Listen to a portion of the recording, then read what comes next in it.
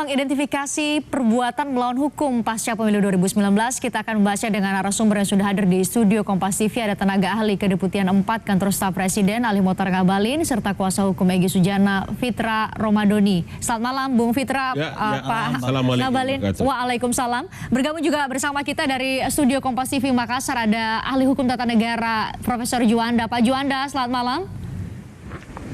Selamat malam, Pak Fitri.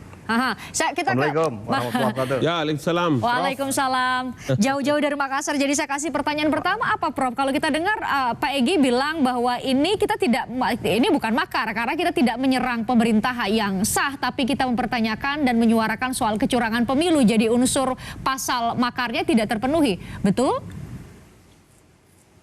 Ya. Saya bukan orang politik, tetapi adalah sebagai orang hukum. Tentu mengkaji pada persoalan itu adalah sesuai dengan peraturan perundang-undangan.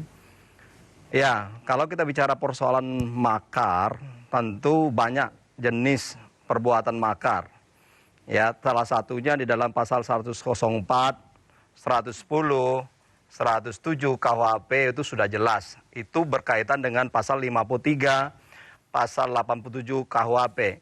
Akumulasi dari pasal-pasal dalam hukum pidana itu tadi, tentu saya katakan apabila seseorang atau kelompok orang berniat kemudian untuk menggulingkan pemerintah yang sah, itu saya kira niat itu ditindaklanjuti dengan perbuatan pelaksanaan, maka itu bisa dikategorikan sebagai makar.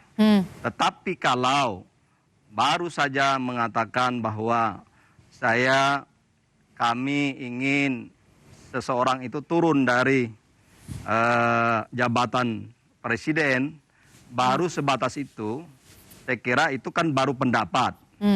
Nah, kalau pendapat itu dilindungi oleh Undang-Undang 1998, di samping memang landasannya adalah konstitusi, bahwa setiap orang itu boleh mengeluarkan pendapat, lisan, tulisan, boleh berserikat. Nah, tetapi ingat, di dalam negara hukum itu, di samping memang bebas, itu bebas dan bertanggung jawab. Ada kata tanggung jawab di sini. Jadi tidak bebas sebebas-bebasnya.